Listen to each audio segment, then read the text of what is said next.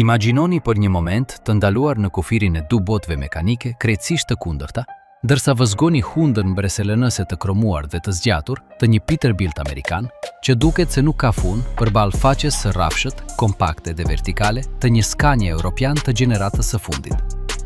Në shikim të parë, duket se po krahasojmë 2 lloje të ndryshme kafshësh, por të ndajnë një mision identik, që është lëvizja e tonelatave të mallrave nëpër kontinente të tëra me efikasitetin maksimal të mundshëm. Si është e mundur që makinat e projektuara për të njëjtën detyrë të kenë evoluar në një formë aq të ndryshme dhe vizualisht kontradiktore? Përgjigjja për këtë pyetje nuk qëndron në shijen personale të projektuesve, as në një preferencë të thjesht estetike të shoferëve, por është rezultati i një lufte të heshtur dhe konstante kundër limiteve të gjatësisë të imponuara nga ligji dhe arkitektura e qyteteve të vjetra. Përgatituni, sepse sot do të zbulojmë se si rrugët mesjetare të Evropës dhe rrafshnalltat e pafundme të Amerikës së Veriut diktuan fatin e gjigantëve të asfaltit. Tirania e rregullores dhe gjeografia.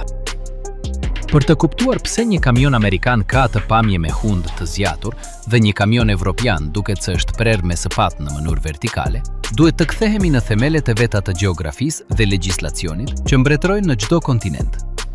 Nuk është e nevojshme të jesh një ekspert në mekanik për të vënë re se kamionët që shohim në autostradat e Shteteve të Bashkuara dhe ata që qarkullojnë nëpër vendet e Bashkimit Evropian kanë një fizionomi radikalisht të ndryshme që u përgjigjet nevojave operative unike.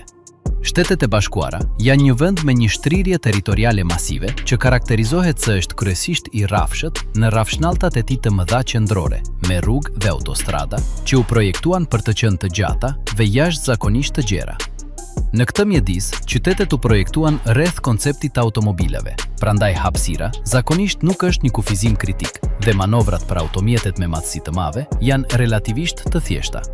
Përkundrazi, Evropa është një kontinent që ndonse posedon një sipërfaqe të madhe, ka një gjeografi shumë më të thyer dhe mallore, ku autostradat janë të shkëlqyera, por rrugët dytësore zakonisht janë të ngushta dhe të mbushura me kthesa të mbyllura që ndërlikojnë tranzitin e aparateve të mëdha. Kufijtë e gjatësisë dhe evoluimi normativ. Kjo divergjencë gjeografike ishte ajo që përfundoi duke kushtëzuar në mënyrë absolute rregulloret e peshës dhe përmasave në çdo rajon të planetit. Çuditërisht, në dekadat e viteve 50, 60 dhe 70, kamionët në Shtetet e Bashkuara ishin shumë të ngjashëm me ato evropian, me modele të kabinës mbi motor të njohur si cabover.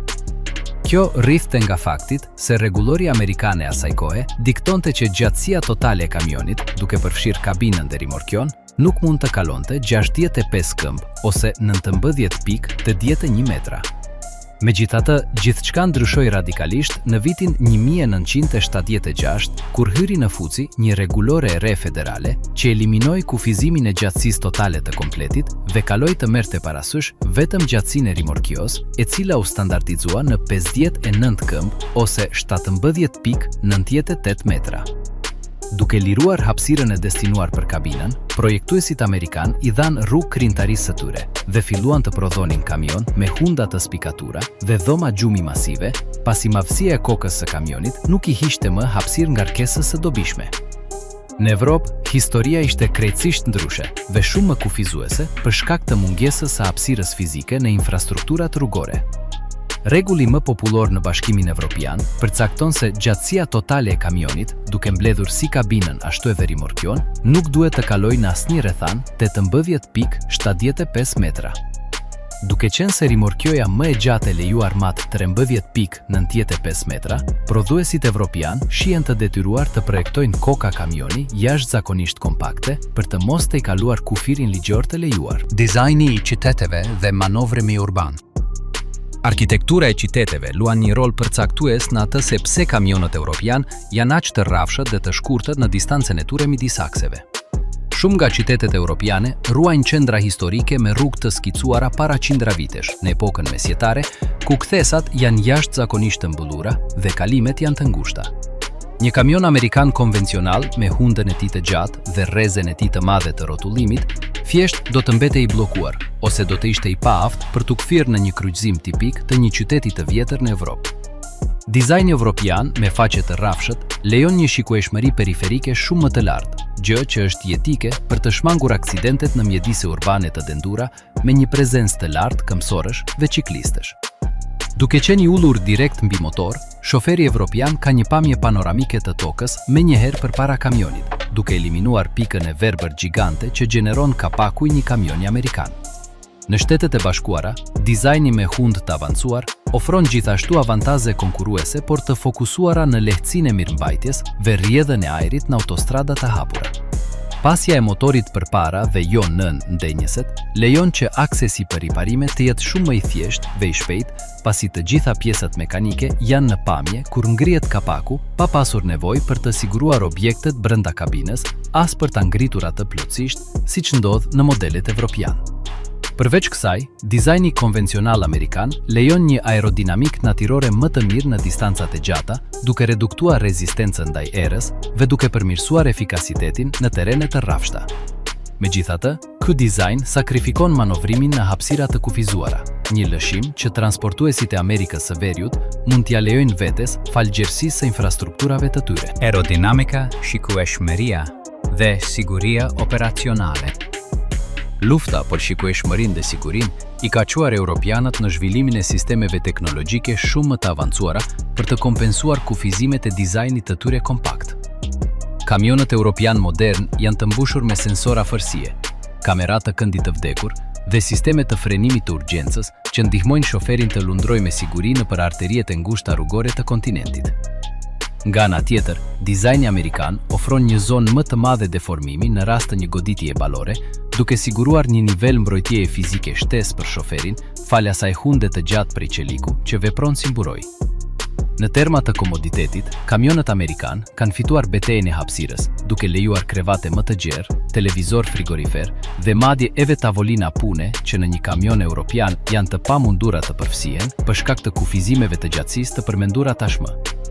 Kështu shohim se forma e këtyre makinave nuk është një kaprico, por një përshtatje evolutive e përsosur me habitatin e tyre natyror, qoftë xhungla e ngushtë e asfaltit e Evropës, ose rrafshnalltat e pafundme dhe të hapura të Shteteve të Bashkuara. Domate gjumit të luksit përballë qelizave të efikasitetit. Për të kuptuar pse brendësia e një kamioni mund të jetë aq e ndryshme në varësi të anës së oqeanit në të cilën ndodhemi, duhet të ndalojmë së pikuari këto makina si thjesht mjete pune dhe të fillojmë t'i kuptojmë ato si ekosistemin jetik të një qenie njerëzore. Kabina është vendi ku një shofer profesionist do të kalojë mend të për 100 të kohës së tij gjatë javëve ose muajve. Kjo radhë ka detyruar inxhinierët e të dy kontinenteve të marrin rrugë radikalisht të kundërta. Ndërsa në Amerikën e Veriut i është dhënë përparësi vëlimit dhe personalizimit të hapësirës së banueshme, në Evropë, inxhinieria është kthyer drejt mikrooptimizimit dhe ergonomisë së saktësisë së lartë për të përfituar nga çdo milimetër i disponueshëm brenda kufive ligjor. Në këtë kapitull, do të eksplorojmë se si struktura e pronësisë së automjetit dhe rregullore të gjatësisë kanë krijuar dy mënyra të jetesës në rrugë që duket se u përkasin galaktikave të ndryshme. Kamioni si pronë personale dhe kultura e owner-operator. Një nga diferencat themelore që diktojnë dizajnin e brendshëm në Shtetet e Bashkuara është se kush e blen kamionin. Në tregun e Amerikës së Veriut ekziston një figurë shumë e përhapur e njohur si pronar-operator, owner-operator. Një profesionist i pavarur që është pronari ligjor i automjetit të tij dhe që në shumë raste vepron si një spërmarrës i vogël. Për këtë lloj shoferi, kamioni nuk është një aset i caktuar nga një kompani transporti, por investimi i tij më i madh dhe shtëpia e tij kryesore. Duke mos ekzistuar në Shtetet e Bashkuara një kufizim ligjor që kufizon madhësinë e kabinës, pasi ligji rregullon vetëm gjatësinë e rimorkjos që nga 1976, blerësit kërkojnë dhe prodhuesit ofrojnë shtëpi të vërteta lëvizse.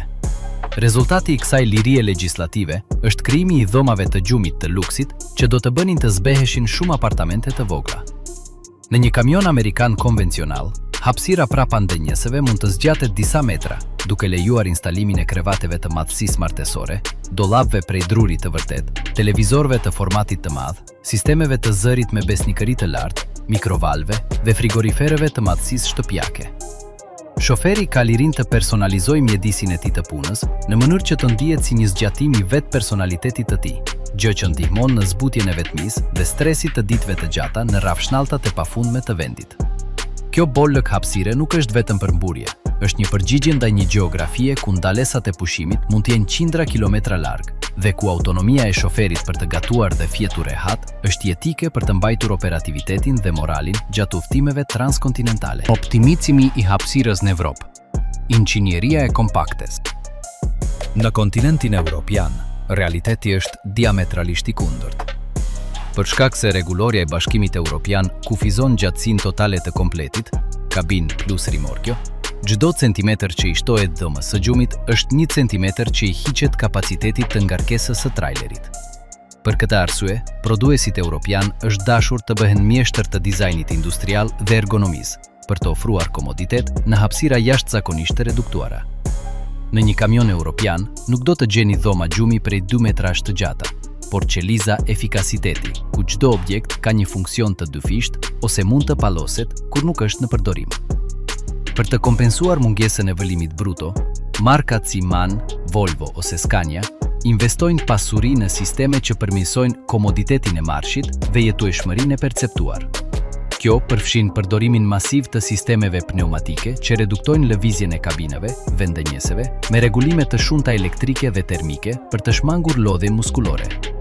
Prodhuesit evropian përdorin materiale të teknologjisë së lartë për izolimin e zërit dhe sisteme në ndriçimi ambiental të projektuara për të reduktuar stresin psikologjik të jetesës në një hapësirë të vogël. Ndërsa amerikani vëbast mbi madhësinë, evropiani vëbast mbi sofistikimin. Tavolina pune që rrëshqasin nga kroskoti, krevate marinar që mbliven përmes sistemeve hidraulike dhe një rregullim të komandave ku gjithçka është në distancë të dorës, pa pasur nevojë që shoferi të shtrihet. Është një filozofi dizajni që i jep përparësi shkatësisë dhe funksionalitetit ekstrem për të lundruar në rrugët e ngushta të qyteteve europiane, ku një kamion amerikan thjesht nuk do të mund të manovronte. Ergonomia e aksesit. Shkallet kundër korridoreve. Madje edhe mënyra e hyrjes në kamion zbulon diferencën filozofike midis të dy botëve. Në dizajnin evropian, duke qenë se kabina është vendosur direkt mbi motor, kabover, shoferi duhet të kryejë një ushtrim të ngjitjes vertikale. Për të hyrë në vendin e komandimit, duhet të ngjiten disa shkallë të integruara në anën e kamionit, gjë që kërkon një sforcim fizik konstant, sa herë që shoferit i duhet të zbresë për një dërgjes ose një procedurë. Megjithatë, sapo arrin lart, shoferi shijon një shikueshmëri panoramike të pakrahasueshme, pasi nuk ka një hund që t'i pengojë pamjen e tokës, diçka thelbësore për sigurinë në mjedise urbane të dendura. Përkundrazi, kamioni amerikan ofron një akses shumë më natyral dhe më pak kërkues. Për shkak se motori është i vendosur përpara, dizajn konvencional, kabina është më e ulët dhe shoferi duhet të ngjisë vetëm një palë shkallë më të gjera për të hyrë. Sa po hyn brenda, brëndësia zakonisht është mjaft e lartë, saqë një person mund të ecë drejt nga ndënjesja e shoferit deri në zonën e pushimit të pasme pa asnjë pengesë. Në një kamion evropian, tuneli i motorit shpesh krijon një frurje në qendër të dyshemesë së kabinës, duke e detyruar shoferin të kërcej ose të ulet për të lëvizur në brendësi, përveçse nëse bëhet fjalë për modele të gamës së lartë me dysheme të rrafshëm. Kjo diferencë në akses shtrihet edhe te mirëmbajtja. Në kamionin amerikan, aksesi në motor është aq i thjeshtë sa të ecësh drejt pjesës së përparme dhe të ngresh kapakun, gjë që i lë të gjitha pjesët në pamje pa ndikuar në brendësinë e kabinës. Në atë evropian, për të arritur te motori, duhet të aktivizohet një sistem hidraulik që anon të gjithë kabinën përpara. Kjo nënkupton që shoferi duhet të sigurojë absolutisht gjithçka që ka brenda kamionit: televizor, ushqim, efekte personale, para se të kryejë ndonjë riparim, sepse përndryshe, gjithçka do të përfundonte duke u përplasur pas xhamit të përparëm. Ky kontrast nënvizon edhe një herë përparësinë amerikane për thjeshtësinë dhe pronën personale, përballë përparësisë evropiane për kompaktësinë dhe efikasitetin e hapësirës së përbashkët. Prandaj, brendësia e një kamioni është pasqyrimi direkt i ligjeve dhe gjeografisë së kontinentit të tij. Ndërsa kamioni i Shteteve të Bashkuara është një zgjatim i ëndrrës për liri dhe pronë private, me hapësira që duken si shtëpi, kamioni evropian është një mrekulli e inxhinierisë së saktësisë që kërkon mirëqenien e shoferit brenda një kontejneri me efikasitet maksimal logjistik. Dy zgjidhje të ndryshme për një sfidë të njëjtë: ta bëjnë rrugën e gjatë për në shtëpi, pak më komode për heronjt që lvizin ekonominë botërore. Mekanika, transmisionet dhe lufta e naftës. duke ngritur kapakun në një gigantit Amerikës së Veriut, ose duke anuar kabinën në një titani evropian, ajo që gjejmë është rezultati dekadave të filozofive të inxhinierisë opozitare që janë farkëtuar nga nevoja, kostoja e karburantit dhe topografia. Në këtë nivel të industrisë, çdo komponent mekanik është një deklarat parimesh. Dërsa në Shtetet e Bashkuara, thjeshtësia mekanike dhe qëndrueshmëria bruto kanë qenë shtullat e dizajnit, në Evropë kompleksiteti teknik dhe efikasiteti termodinamik kanë diktuar rrugën për t'u ndjekur. Kjo luftë e naftës jo vetëm që zhvillohet në laboratorët e provave, por në çdo ngjitje të alteve ose në çdo udhtim në rrafshnalltat e Nebraskas, ku fuqia dhe konsumi përcaktojnë se kush mbijeton në një treg logjistik gjithnjë më voraz. Konfigurimi i motorit. Zemra e bishes. Diferenca më e evidentshme gjatë analizimit të impianteve motorike është rregullimi fizik dhe aksesi në komponent. Në Shtetet e Bashkuara, fal faktit se nuk ekzistojnë kufizime të rrepta të gjatësisë për kabinën, inxhinierët kanë lirinë të zgjevin motor me 6 cilindra në linjë me zhvendosje të madhe. Ky konfigurim është i preferuari i industrisë së Amerikës së Veriut për një arsye themelore: thjeshtësia mekanike. Një motor me 6 cilindra në linjë ka më pak pjesë lëvizëse se një motor në V, gjë që përkthehet direkt në një kosto prodhimi më të ulët dhe, çka është më e rëndësishmja për pronar operatorin, një lehtësi mirëmbajtjeje të pakrahasueshme. Duke qenë të vendosur përpara kabinës, të gjitha pjesët kritike janë në pamje, duke lejuar që riparimet të kryhen në formë më të shpejtë dhe ekonomike. Për kamionistin amerikan, i cili shpesh kryen vetë rregullimet e tip bazë, kjo aksesueshmëri është një avantazh konkurrues që redukton kohën e jo produktivitetit të automjetit. Në kontrast, inxhinieria evropiane është parë detyruar të jetë shumë më geniale për shkak të kufizimeve të hapësirës. Duke qenë se duhet ta vendosin motorin direkt në ndenjsen e shoferit për të përmbushur normat e gjatësisë totale, prodhuesit evropian historikisht u janë drejtuar modeleve më kompakte, siç janë motorët V6 ose V8. Ndonse motori me 6 cilindra në linjë është gjithashtu i zakonshëm në Evropë sot, dizajni i përgjithshëm i kamionit evropian, cabover, kërkon që motori të jetë sa më i shkurtër dhe i dendur që të jetë e mundur për të mos pushtuar tepër hapësirën e kabinës. Ky kompaktësim teknologjik ka një çmim. Mirëmbajtja është shumë më komplekse dhe kushtueshme. Për të pasur akses në impiantin motorik, kërkohet tanimi i të gjithë kabinës, gjë që vështirëson në riparimet e shpejta dhe kërkon një infrastrukturë servisesh shumë më të specializuar dhe teknologjike. Megjithatë, ky dizajn lejon që kamionët evropian të kenë një rrezë rrotullimi shumë më të shkurtër, ideale për rrugët gjarpëruese të kontinentit të vjetër. Transmisionet manuale kundrejt atyre automatike. Kontrolli përballë asistencës. Betejë për transmisionin është ndoshta vendi ku vërehet më shumë pesha e traditës përballë modernitetit gjeografik. Në Shtetet e Bashkuara, kamionisti i shkollës së vjetër vazhdon të mbajë një romancë profesionale me kutit e shpejtësisë manuale me shumë marshe. Kjo preferencë nuk është vetëm një çështje nostalgjie. Në autostradat amerikane, që zakonisht janë kryesisht të rrafshta dhe jashtëzakonisht të gjata, nuk është e nevojshme të kryhen ndërrime konstante të marsheve. Sapo kamioni arrin shpejtësinë e tij të lundrimit në marshin e fundit, mund ta mbajë atë për qindra kilometra pa ndërhyrjen e shoferit. Përveç kësaj, kutit manuale amerikane janë të famshme për fuqinë e tyre dhe për faktin që i ofrojnë shoferit një ndjesi kontrolli absolut mbi fuqinë e motorit. Diçka që shumë pronar operator e konsiderojnë të domosdoshme për të menaxhuar konsumin dhe frenimin e motorit në zbritje të zgjatura. Evropa përkundrazi ka udhëhequr tranzicionin global drejt kutive të shpejtësisë automatike dhe gjysmë automatike të teknologjisë së lartë. Gjeografia evropiane, e shënuar nga male konstante, pjerësi të theksuara dhe një trafik urban të dendur, bën që operimi i një kutje manuale të jetë një detyrë raskapice dhe më pak efikase. Prodhuesit evropian kanë standardizuar transmisione inteligjente që komunikojnë me sistemin e pozicionimit global për të parashikuar ndërimet e marsheve sipas topografisë së terrenit, duke optimizuar rendimentin në çdo ngjitje dhe zbritje. Këto sisteme jo vetëm që reduktojnë stresin fizik të shoferit, por sigurojnë që motori të punojë gjithmonë në gamën e tij të rrotullimeve më efikase, diçka vitale në një kontinent ku gabimi njerëzor në ndërimin e marsheve mund të kushtojë mijëra euro në karburant të shpërdoruar. Ekonomia e karburantit. Nena e inovacionit. Faktori përfundimtar që ka ndarë këto du shkollat e inxhinierisë është, padyshim, kostoja e naftës. Në Evropë, çmimi i karburantit mund të jetë deri në 50% më i shtrenjtë se në Shtetet e Bashkuara. Ky realitet ekonomik ka detyruar prodhuesit evropian të investojnë shifra astronomike në kërkim dhe zhvillim për të krijuar motorët më efikas në botë.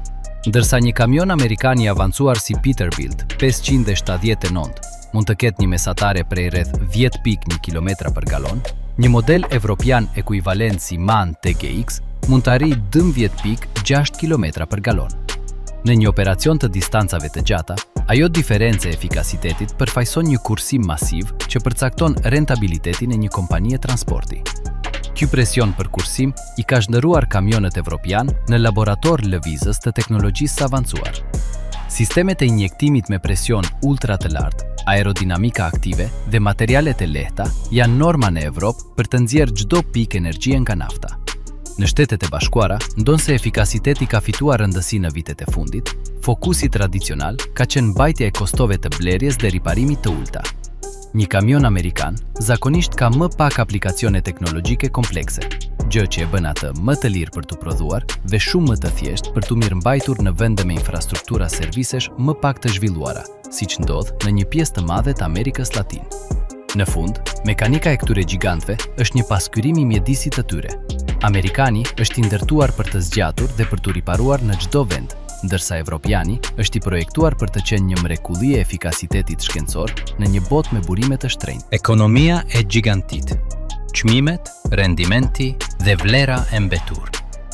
Kur një sipërmarrës i transportit, qoftë pronari një korporate me 5.000 njësi, apo një pronar operator i pavarur që hipotekon shtëpinë e tij për të bler kokën e tij të parë të kamionit, përballet me vendimin për të zgjedhur midis një platforme evropiane ose një shtetërore amerikane. Betejë pushon, së qeni një çështje estetike për të zhduruar në një analizë të ftohtë dhe të pamshirshme shifrash në një flet llogaritjeje. Diferenca në çmimin e blerjes fillestare, kostoja operative për çdo kilometër të përshkuar dhe vlera që kamioni do të ruaj pas 5 ose 10 vitesh, pune të palodhur, janë faktorët që përcaktojnë vërtet se cili konfigurim dominon në çdo treg specifik. Nuk është e njëjta gjë të financosh një kamion të projektuar për të zgjatur 30 vjet me riparime mekanike të thjeshta, sesa një të projektuar për të qenë ultra efikas nga pikpamja termodinamike, por me një jetëgjatësi teknologjike shumë më të shkurtër dhe të varur nga përditësimet e softwarit. Në këtë blok, do të zbërthejmë strukturën komplekse të kostove që ndan këto dy filozofi industriale dhe se si rendimenti nuk matet vetëm në galon të naftës së konsumuar, por në rentabilitetin total të ciklit të jetës së automjetit në kushte të stresit logjistik real. Çmimi i blerjes dhe bariera e hyrjes financiare. Dallimi i parë i madh që bie në sy shfaqet në momentin e nënshkrimit të kontratës së blerjes në koncesionar. Historikisht, kamionët amerikan kanë arritur të mbajnë një çmim hyrës shumë më konkurrues dhe të aksesueshëm në krahasim me homologët e tyre europian të gamës së lartë. Kjo nuk është një rastësi, por rezultat i një ekonomie të shkallës masive dhe një filozofie prodhimi që jep përparësi thjeshtësisë dhe modularitetit. Një kamion amerikan konvencional, me shasinë e tij prej çeliku të ribinuar dhe kabinën e tij prej alumini ose fibre xhami, përdor një arkitekturë që ka evoluar në mënyrë rritëse gjatë dekadave, duke lejuar që linjat e montimit në vende si Denton, Texas ose Saltillo, Meksik, të jenë jashtëzakonisht efikase.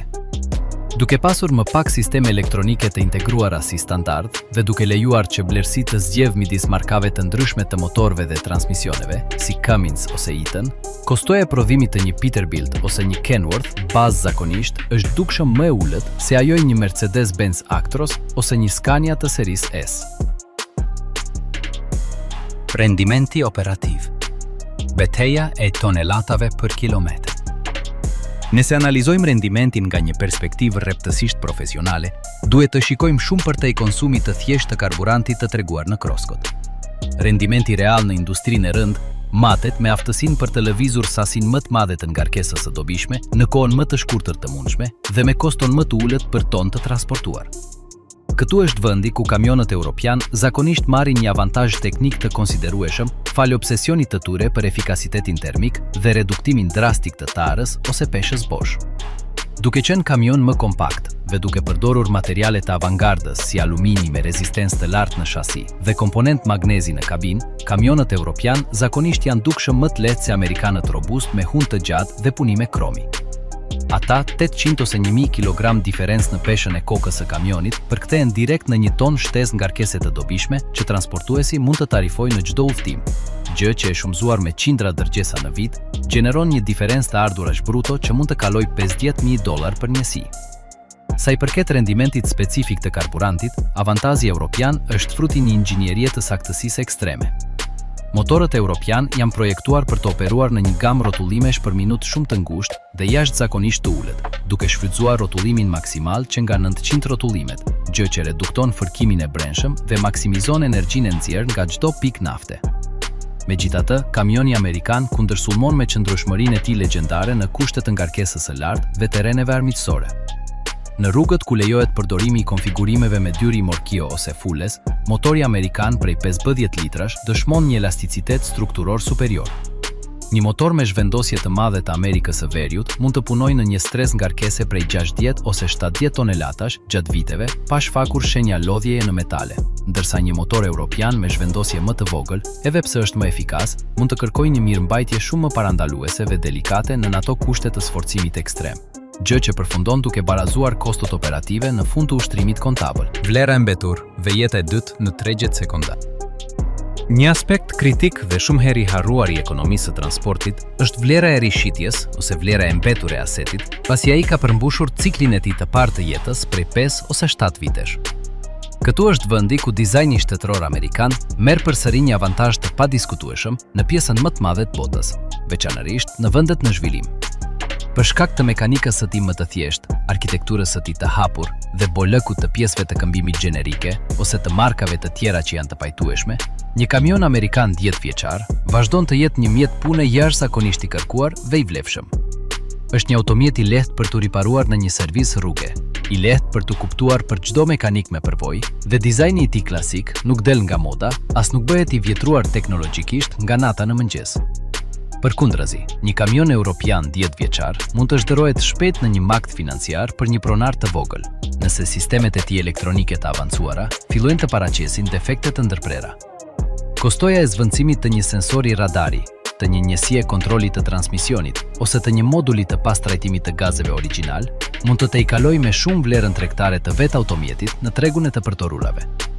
Ky realitet krijon një cikël jete shumë të ndryshëm për çdo lloj makine. Kamionët europian zakonisht operohen nga flota të mëdha korporative, që i mbajnë ata në kontrata të shërbimit integral të fabrikës dhe i shesin para se të skadojnë garancitë e zgjatura.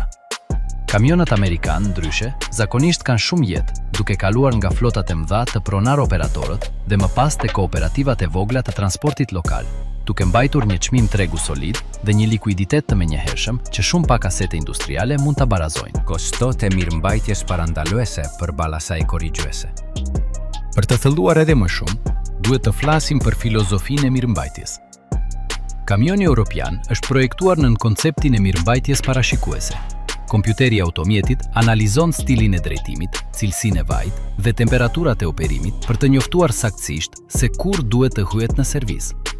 Kjo optimizon kohën e aktivitetit, por kërkon një infrastrukturë koncesionarësh lartësisht të teknologjizuar.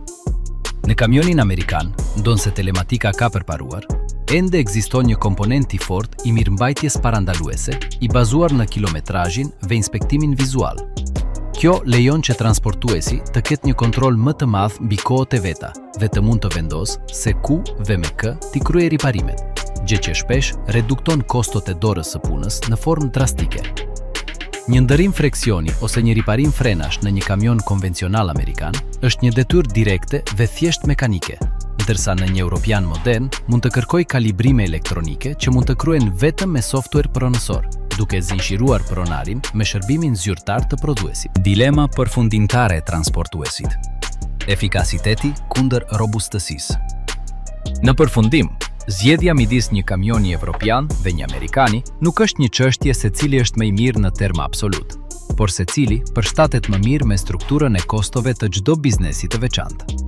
Nëse jeni një kompani që operon në rrugë të asfaltuara me shpejtësi të lartë, me akses në servise zyrtare dhe ku kostoja e karburantit është shpenzimi më i rëndësishëm, efikasiteti shkencor i kamionit evropian do t'ju bëjë të fitoni më shumë para në afat të gjatë. Por nëse jeni një operator që përballet me rrugë me infrastruktura të pamjaftueshme, ngarkesa ekstreme dhe keni nevojë që kamioni juaj të ruaj vlerën e tij të tregut për ta rinovuar në të ardhmen, robustësia e parashikueshme dhe thjeshtësia e kamionit amerikan vazhdojnë të jenë opsioni më inteligjent nga pikpamja financiare. Kjo dikotomi ekonomike është ajo që lejon që të dyja filozofit të bashkë ekzistojnë, dhe që industria e transportit të vazhdojë të jetë një fushë beteje ku inxhinieria dhe financat ecin dorë për dore për të lëvizur themelet e ekonomisë botërore. Teknologjia, siguria dhe tregu global. Për të përfunduar këtë rrugtim shtërues nëpër divergjencat që ndajnë gjigantët e asfaltit të dy kontinenteve, është e domosdoshme të analizohet ngarkesa teknologjike dhe filozofitë e sigurisë që përcaktojnë operativitetin në tregun global aktual.